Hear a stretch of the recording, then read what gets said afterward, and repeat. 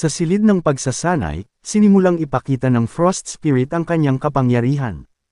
Gumawa siya ng iba't ibang sandata ng ilang iglap na ikinamangha ni Jinho. Iniisip ni Jinho na kaya niyang makipagdigmaan ng mag-isa. Sinabi sa kanya ni Jinho na hindi ito masama, na ikinagalit naman niya, at sinabi niyang siya'y nanghina bilang isang spirit, at ang kanyang tunay na kapangyarihan ay hindi pa nailalabas. Nakita ni Jinho ang bawat isang sandata na mahusay na ginawa, at parang gawa ito ng isang Smith Master. Dagdag pa, ang kalidad nito at ang tibay ay hindi kapani-paniwala. Pagkatapos ay sinabi ni Jinho na magagawa niya ang mga bagay na ito sa isang punto. Ang kailangan lang niya talaga ay oras, at ang nagustuhan dito ni Jinho, ay dahil nagagawa niya ang isang bagay na hindi niya magagawa. Napaisip ng sandali ang Frost Queen Spirit, at sinabing magagawa niya rin ito. Nagulat at natuwa si Jinho, at natuwa rin ang Frost Spirit. Sa opisina ng presidente ng association, tinanong ni Jinho si Diakgu kung alam ba niya kung ano ang hitsura ng Frost Queen. Sumagot ito ng hindi, dahil tanging si Jinho lamang ang nakakita sa kanya. Hiniling ni Jinho sa Frost Spirit na ipakita ang kanyang sarili kay Diakgu. Natakot si Diakgu at nagtanong kung ano ang bagay na iyan, kung saan ito ay medyo naasar at pinalamig ang buong paligid. Pinakalma ito ni Jinho at ipinaliwanag kay Diakgu kung paano niya nakuha ang Frost Queen, at sinabing malaking tulong ito sa kanyang mga hinaharap na laban. Ipinaliwanag ni Diakgu na may class sa bawat spirit na mula low hanggang arch class, kung saan tinanong nila ang Frost Spirit kung ano ang kanyang class. Sinabi ng Frost Queen na siya ay isang arch spirit, at huwag siyang tanungin sa mga walang kwentang bagay, pero hindi sila naniwala sa kanya, at sinasabing over-exaggerated lamang siya sa kanyang sarili. Sinabi ni Jinho kay Diakgu na gusto niyang i-clear ang isang gate na mas mahirap ngayon, kung saan sinabi ni Diakgu na ang mga gate bago siya umalis nung nakaraan, ay naging mas mahirap na. Sinabi ni Jinho na gusto niyang i-clear ang one-star gate ng mag-isa, sa tulong ng Frost Spirit at alam niyang magagawa niya ito. Sinabi ni Diakgu na 3 Stargate na lang ang natitira sa Earth, na matatagpuan sa South America, China, at ang huli ay nasa Antarctica, kung saan nakapagplano na si Jinho na i-clear ang gate na tinatawag na Winter Castle sa Antarctica. At nagtakda si Diakgu ng press conference para sa susunod na araw. Nagtanong si Jinho sa Frost Spirit kung may alam ba siya tungkol sa Dimensional Elevator. Naisip ni Jinho na kung malalaman nila ang pinagmulan nito, ay matatapos nila itong lahat. Sumagot ang Frost Spirit na wala siyang alam at ipinaliwanag nang siya ay pinatay ni Jinho, ay nakalimutan niya ang lahat at wala nang matindaan na impormasyon tungkol dito. Tiniyak sa kanya ng Frost Spirit na kahit nawala ang kanyang mga alaala, ay malaki ang maitutulong niya sa kanya sa hinaharap. Tinanong ni Jinho ang Frost Spirit kung paano niya ginagamit ang kanyang kapangyarihan, dahil alam niyang hindi kumokonsumo ng magic ang isang spirit mula sa contractor nila. Ipinaliwanag ng Frost Spirit na ginagamit ng mga spirit ang mental strength ng contractor nila, at kung manghihina ang mental strength ng contractor, hindi nila magagamit ang kanilang kakayahan. Bago magsimula ang press conference, pumasok si Chae-son sa kwarto kung saan naghahanda si Jinho. Nagtanong si Chae-son kung hindi ba siya magsusuot ng pambahay sa press conference. Tulad ng huling ginawa niya, sinabi ni Jinho na iyon ay masaya kung gagawin mo minsan.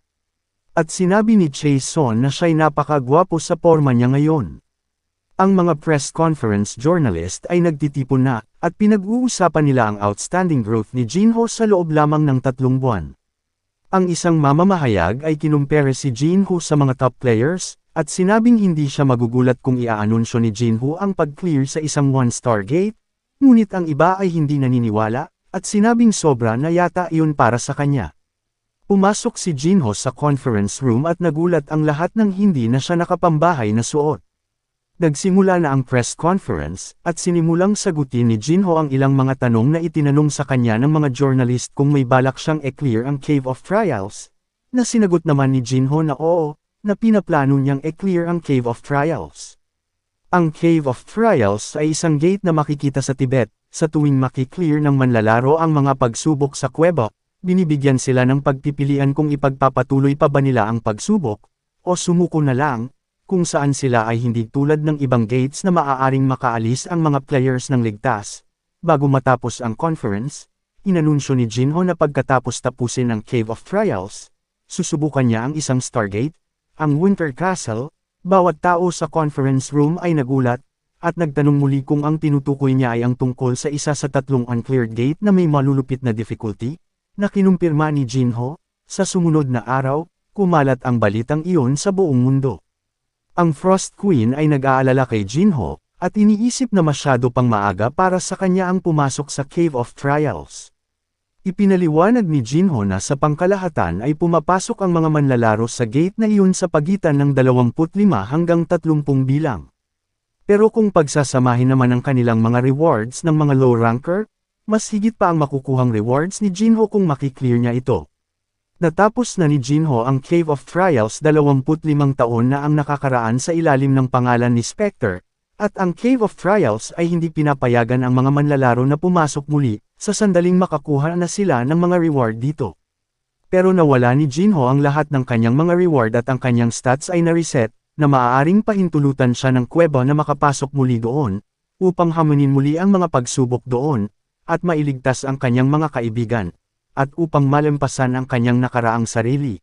Hiniling niya sa Frost Queen na tulungan siya sa pagsasanay kapag nakabalik na sila, at ito'y nasa sabik at sinasabi na siya ang kanyang magiging master, at sinabi na ang kanyang pagsasanay ay magiging mahirap.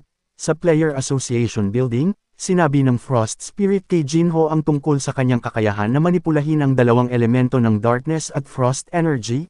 Binigyang diin niya na ang pagmaster sa enerhiyang ito ay nakasalalay sa pag-unawa na humahantong sa mas pinong mga diskarte. Nang tinanong niya ito tungkol sa kanyang pangunawa sa Dark Energy, inilarawan ito ni Jinho bilang marahas at mapagmataas, na nakakuha ng pag-aproba ng Frost Spirit.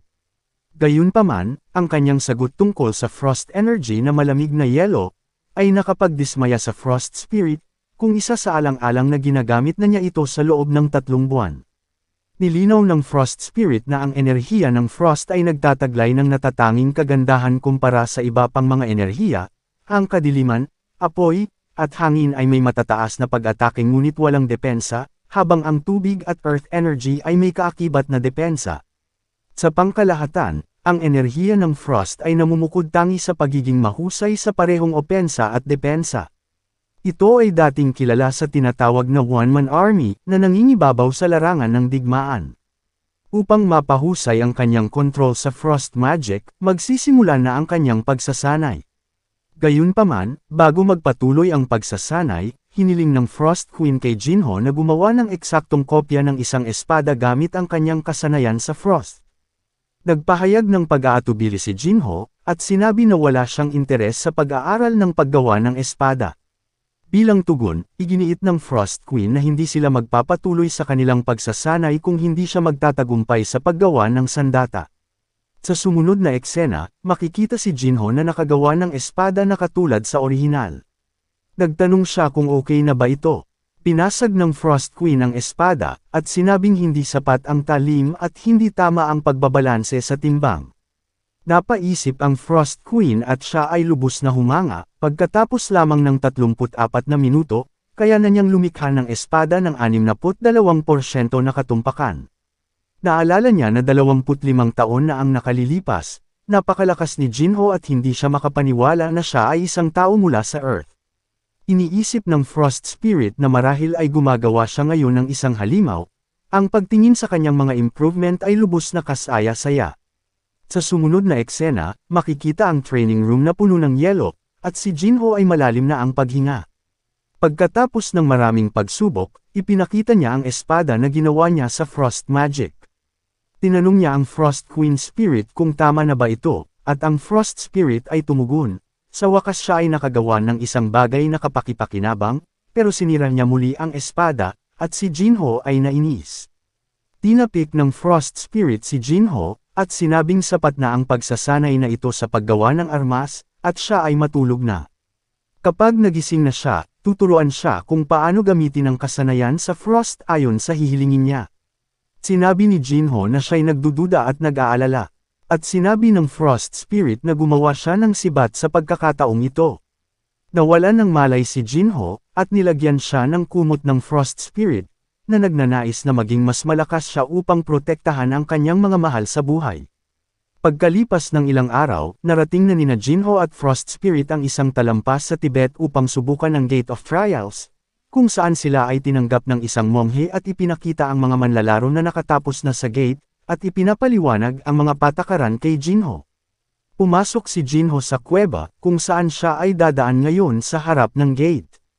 Sinubukan ni Jinho na pumasok, ngunit may naganap na error, at nagsasabing ang pagpasok sa pangalawang pagkakataon ay kailangan ng clearance mula sa administrator. Nagulat si Jinho, at nang biglang may lumabas na pinto sa harapan niya. Mula sa pinto, lumabas ang administrator ng dimensional elevator na nagngangalang si Gray. Tinanong siya ni Jinho kung Diyos ba siya, at sumagot si Gray na isa lamang siyang public servant na itinalaga, na minamanage ang lugar na ito. Sinabi ng administrator na sobrang tagal na makakita siya ulit ng isang pamilyar na mukha, na tinutukoy siya bilang si Spectre, na ikinagulat ni Jinho, at binati siya sa kanyang pagbabalik. Nagulat din ang Frost Queen Spirit dahil nakikita siya nito at tinukoy siya bilang Sovereign of the Cold, Frost Queen. Sinabi ng administrador kay Jinho na na-clear na niya ang Cave of Trials 25 taon na ang nakakaraan, at nakasaad sa mga patakaran na ang mga nakatanggap na ng mga reward ay hindi na maaaring pumasok sa pangalawang pagkakataon, kahit na binago ni Jinho ang kanyang pangalan. Nangatwiran si Jinho, na nawala sa kanya ang mga reward na natanggap niya mula sa Cave of Trials. Sinuri siya ng administrator at nalaman niyang nagsasabi siya ng totoo, at habang nakalabas ang aura ng administrator, si Jinho ay nakadama ng pressure. Sinabi ng administrator na ang problema ay hindi tungkol sa paglabag sa mga patakaran, kundi isang isyu ng pagiging patas, dahil alam na ni Jinho kung ano ang mga pagsubok na haharapin niya sa kuweba, at ito ay hindi magiging patas sa ibang mga manlalaro. Sinabihan ni Jinho ang administrator na dagdagan ang difficulty upang mabalanse niya ito. Tinanong siya ng administrator kung kakayanin niya ba ito, at kumpiyansa naman dito si Jinho. Pumayag ang administrator at nagsabing, sana'y swertihin siya, habang papaalis na ang administrator. Nagtanong ang Frost Queen kung bakit nawala ang kanyang mga alaala. Sumagot ang administrator na hindi niya masasabi iyon. Na-teleport si Jinho at ang Frost Queen sa loob ng Cave of Trials. Nadismaya ang Frost Queen na wala siyang maalala na kaugnayan sa bawat floor. Sinimulan ni Jinho ang mga pagsubok at madaling natapos ang Level 1 Magic Trial. At pinuri siya ng Frost Queen. Nagtanong ang Frost Queen kung bakit biglang nahihirapang gumalaw si Jinho, at sinabi ni Jinho sa kanya na ang second trial ay binabago ang puwersa ng gravity sa katawan kada minuto, at ang mga susunod na trial ay itinuturing na pagpapahirap lahat.